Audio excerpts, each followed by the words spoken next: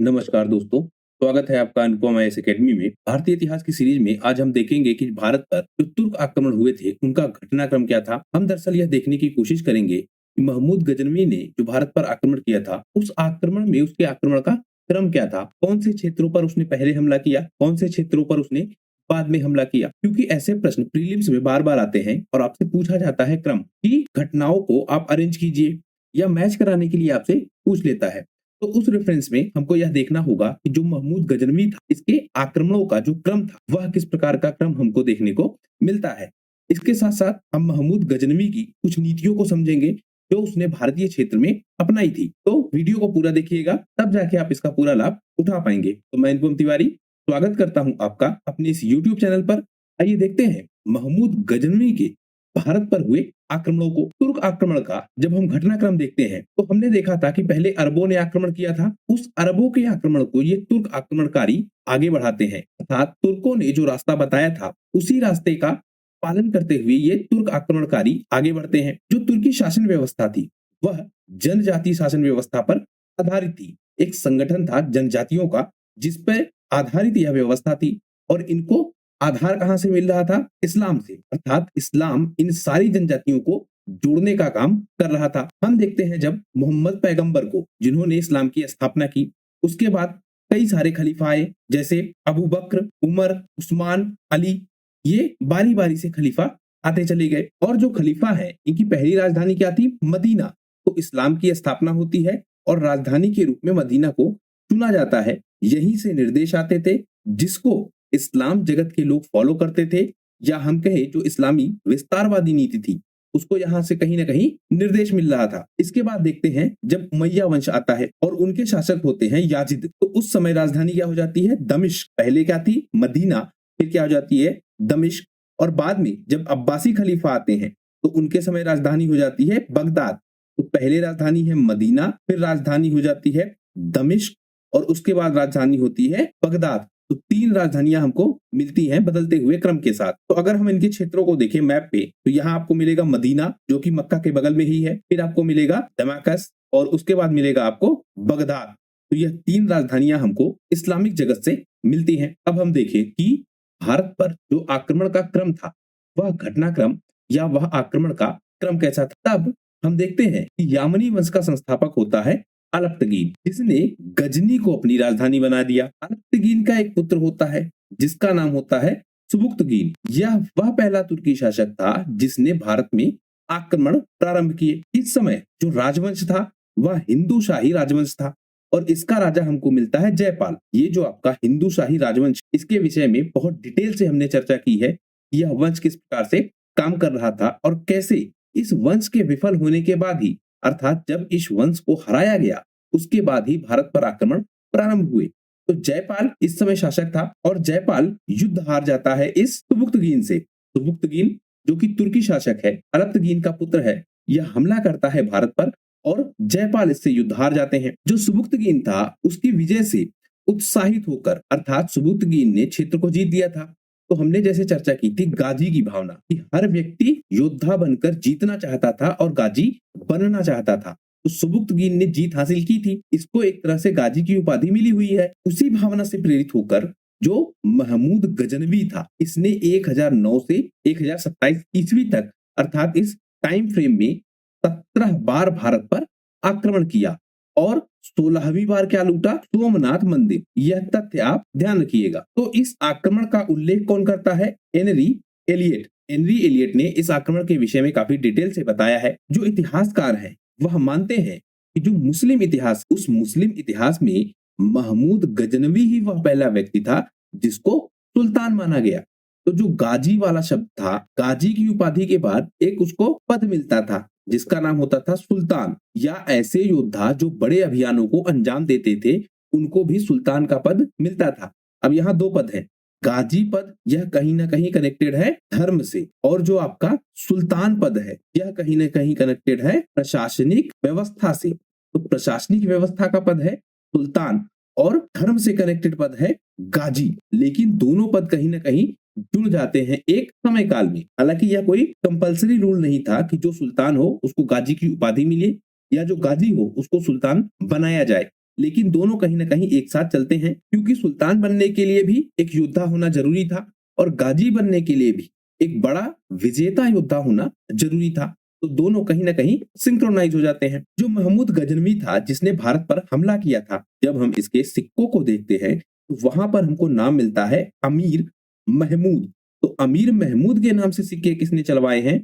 तो वह व्यक्ति है महमूद गजनवी, जो बगदाद के खलीफा है। यह इस महमूद गजनवी से बहुत खुश हो रहे थे, क्योंकि यह भारत पर आक्रमण कर रहा था, भारतीय संपत्ति को लूटकर ले जा रहा था। तो इसी कारण जो खलीफा है वह इससे बहुत प्रसन्न होते हैं और इसको उपाधि देते हैं यमीन उद्दौला तथा आमीन उल मिल्लाह। तो खलीफा कौन है? अल कादिर विल्लाह, यह है खलीफा। यह उपाधि देते हैं महमूद गजनवी को यमीन उद्दौला तथा आमीन उल मिल्लाह। तो यह दो उपाधियां आप ध्यान रखिएगा, यह महमूद गजनवी से कनेक्टेड है। महमूद गजनवी जब भारत पर आक्रमण करता है तो उससे पहले हम देखते हैं कि जब इसको खलीफा उपाधियां देते हैं, तो जब उपाधियां यह ले रहा था उस समय यह कसम खाता है कि हर साल भारत पर यह आक्रमण करेगा। और इसी रूप में हम देखते हैं कि 17 बार यह भारत पर आक्रमण करता है। जो इतिहासकार जाफर है वह बताते हैं कि जो महमूद का उद्देश्य था वह दरअसल इस्लाम का प्रचार करना नहीं था, बल्कि केवल भारतीय संपत्ति को लूटना था। लेकिन हम देख रहे थे कि खलीफा से जुड़े जो लोग हैं उनका उद्देश्य क्या था? इस्लाम का प्रसार करना। और यह महमूद गजनवी भी जुड़ा था किससे? खलीफा से, क्योंकि खलीफा इसको उपाधियां दे रहे थे। इसका मतलब यह कहीं ना कहीं खलीफा से डायरेक्ट जुड़ा हुआ था, तो इसको खलीफा के लिए भी काम करना था, तभी इसको खलीफा उपाधियां दे रहे थे। तो जो इतिहासकार जाफर का यह मत है कि यह महमूद जो गजनवी था इसका उद्देश्य इस्लाम का प्रसार करना नहीं था, बल्कि यह केवल भारतीय संपत्ति को लूटना चाह रहा था, यह बात कुछ हद तक गलत साबित होती है। और इतिहासकारों में इस पे एक तगड़ी प्रतिक्रिया आती है कि जो जाफर का कथन है वह कथन कहीं भी सही नहीं बैठता है। क्योंकि जब हम देखते हैं कि महमूद गजनवी का ही एक दरबारी इतिहासकार होता है और उसका नाम है उतबी, वह कहता है कि जो वह भारत पर आक्रमण कर रहा है वह क्या है? एक जिहाद है। और इसका मूल उद्देश्य क्या है? इस्लाम का प्रसार करना और जो बुद्ध परस्ती है अर्थात जो मूर्ति पूजा है उस मूर्ति पूजा को समाप्त करना। तो इनका खुद का इतिहासकार या इनका दरबारी इतिहासकार यह बताता है कि इसका प्रयास क्या है? बुद्ध परस्ती अर्थात जो मूर्ति पूजक समाज है उसको समाप्त करना और उसके स्थान पर इस्लाम धर्म का प्रसार करना। तो इस तरह हम देखते हैं कि महमूद गजनवी का भारत पर जब आक्रमण होता है तो जो उसका मूल उद्देश्य है, मूल उद्देश्य हमको मिलता है कि वह इस्लाम का प्रसार करना चाहता है। जो बुद्ध परस्त है, मूर्ति पूजक समाज है, उस समाज को नष्ट करना चाहता है। इसीलिए यह बड़ी संख्या में भारतीय मूर्तियों को तोड़ता है। आपसे इंटरव्यू में पूछा जा सकता है कि यह मूर्तियों को उठाकर ले जा सकता था, संपत्ति को लूट रहा था तो उस संपत्ति को ले जा सकता था, मंदिरों को क्यों तोड़ा? क्योंकि इसका उद्देश्य क्या था? बुद्ध परस्त या मूर्ति पूजक समाज को ही समाप्त कर देना। जब महमूद गजनवी का भारत पर आक्रमण होता है तो उस समय हम देखें कि जो भारत की स्थिति है वह हमको कैसी मिलती है। जो मुल्तान और सिंध का क्षेत्र था अर्थात जो उत्तरी पश्चिमी भारत का क्षेत्र है वहां पर मुस्लिम राज्य था या मुस्लिम शासक वहां पर हमको मिलते हैं। वहीं जब हम उत्तरी पश्चिमी भाग में देखते हैं तो वहां पर हिंदू शाही राजवंश हमको मिलता है। अब यहाँ आप कंफ्यूज ना होंगे, एक होगा उत्तरी पश्चिमी जो कि मुल्तान और सिंध का क्षेत्र है, दूसरा उत्तरी पश्चिमी जो यह कहा जा रहा है यह कहीं ना कहीं भारतीय क्षेत्र को कहा जा रहा है, अर्थात जो वर्तमान भारतीय क्षेत्र है वहां पर हिंदू शाही राजवंश का शासक था। जो हिंदू शाही राजवंश है इसका शासक था जयपाल। कश्मीर के क्षेत्र में देखें तो वहां ब्राह्मण वंश का शासक था और वहां रानी दिद्दा जो कि अपने वंशजों के बार बार माने जाने के कारण अपने साम्राज्य को संभाल रही थी। जो कन्नौज का क्षेत्र है वहां पर प्रतिहार वंश हमको मिलता है और इनका राजा राज्यपाल उस समय शासन व्यवस्था को संभाल रहा था। बंगाल के क्षेत्र में देखें तो वहां पाल वंश का शासन था और वहां महिपाल प्रथम शासन को संभाल रहा था। तो एक तरफ मुस्लिम शासक, उसके साथ साथ हिंदू शाही राजवंश, कश्मीर के क्षेत्र में रानी दिद्दा का शासन, प्रतिहार वंश का शासन कन्नौज के क्षेत्र में, बंगाल के क्षेत्र में पाल वंश का शासन। तो इस तरह से भारतीय स्थिति हमको मिलती है, स्पेशली उत्तर भारत की, जहां पर महमूद गजनवी के आक्रमण का सबसे ज्यादा प्रभाव पड़ेगा। तो इस तरह से शासन व्यवस्था बनी हुई थी। अब यह क्रम समझे हम कि किस तरह से महमूद गजनवी ने आक्रमण किए। इसने सबसे पहले आक्रमण किया मुल्तान पर, तब 1004 से 1005 ईस्वी के मध्य। तो मुल्तान पर यह आक्रमण करता है। यहाँ मिलता है कर्माथियों का शासक अब्दुल फतह दाऊद, अब्दुल फताह दाऊद, जो कि एक शिया संप्रदाय का व्यक्ति है, यह शासन व्यवस्था को वहां संभाले था। मुल्तान पर दूसरी बार हमला किया महमूद गजनवी ने कब? 1010 से 11 ईस्वी के बीच। इसके बाद जब इस मुल्तान के शासक को हरा दिया, फिर इसने भारत पर आक्रमण करने का एक क्रम चालू कर दिया और नागरकोट पर 1006 ईस्वी में, थानेश्वर पर 1012-13 ईस्वी में। थानेश्वर के विषय में हमने देखा था कि हर्ष के समय यह बहुत फेमस था। मथुरा और कन्नौज में 1016 और 18 ईस्वी में, गुजरात में, और वहां पर जो सोमनाथ मंदिर है जिसको इसने लूटा था, तो 1027 ईस्वी में। और जब गुजरात पर आक्रमण किया था उस समय हमको राजा कौन मिलता है वहां पर? भीम प्रथम। तो यह प्रश्न भी पूछा गया है कि जब गुजरात के सोम मंदिर पर आक्रमण हुआ तो उस समय राजा कौन था?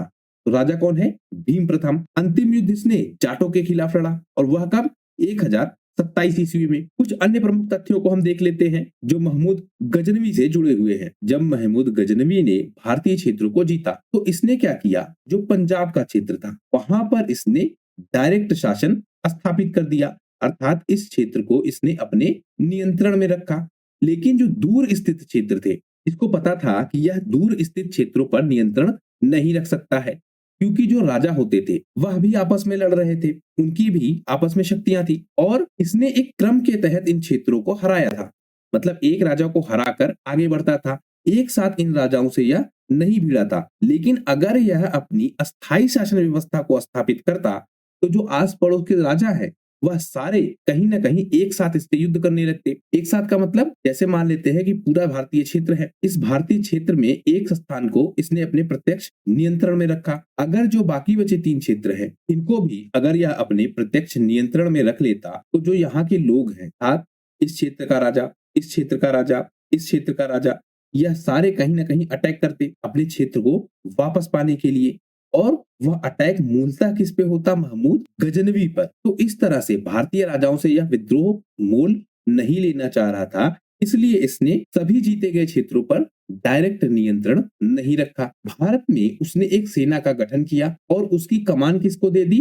तिलक और तेवंदराय को। तो 2 व्यक्ति हैं, तिलक और तेवंदराय, जिसको इसने अपना सेनाध्यक्ष नियुक्त किया और भारतीय क्षेत्र में गठित अपनी सेना की कमान इन दोनों को पकड़ा दी। इसके साथ एक प्रमुख तथ्य कि जो महमूद गजनवी है इसके दरबार में हमको अलबरूनी, फिरदौसी और उतबी, यह तीनों मिलते हैं। अलबरूनी भी बहुत फेमस है, फिरदौसी भी बहुत फेमस है और उतबी भी बहुत फेमस है। उतबी का जिक्र तो अभी हमने पीछे देखा। यह महमूद गजनवी के विषय में बताता है कि महमूद गजनवी ने आक्रमण इसलिए किया था कि वह इस्लाम का प्रचार प्रसार कर सके और वही उसका मूल उद्देश्य था। ये जो आपका अलबरूनी है यह भारत आया था कब? महमूद ने जब भारत पर आक्रमण किया था तो उसी समय यह भारत में आया था। इसकी एक पुस्तक बहुत फेमस है जिसका नाम है किताबुल हिंद। तो किताबुल हिंद का लेखक कौन है? अलबरूनी। और यह अलबरूनी आया था महमूद के साथ या महमूद गजनवी के साथ भारतीय क्षेत्र में। महमूद गजनवी से संबंधित कुछ हमको विचित्र से फैक्ट भी मिलते हैं, जैसे इसने अपने सिक्कों पर संस्कृत में कलमा लिखवाया, अव्यक्त में कम मोहम्मद अवतारा। तो यह संस्कृत में इसने कलमा लिखवाया अपने सिक्कों पर। जो सरस्वती देवी है उनकी भी छाप हमको इसके सिक्कों पर मिलती है। तो ये जो 2 तथ्य हैं यह थोड़ा सा हमको डिफरेंट मिलते हैं, आपको कनेक्ट करने में थोड़ी मुश्किल होगी, लेकिन अगर आप एक बार ध्यान रखेंगे तो आप कनेक्ट कर ले जाएंगे। तो संस्कृत में कलमा लिखवा रहा है और सरस्वती देवी की आकृति अपने सिक्कों पर यह छपवा रहा है। तो इस तरह से महमूद गजनवी से जुड़े वह सभी प्रमुख तथ्य हमने देख लिए जो प्रारंभिक परीक्षा में काफी ज्यादा पूछे जाते हैं। आशा करता हूं इस छोटे से वीडियो से आपकी परीक्षा के लिए कुछ उपयोगी तथ्य मिले होंगे। अगर वीडियो पसंद आया है तो प्लीज शेयर कीजिए अपने दोस्तों के साथ, सब्सक्राइब कीजिए इस चैनल को। आपका हमसे जुड़ने के लिए बहुत बहुत धन्यवाद। आपका दिन शुभ हो।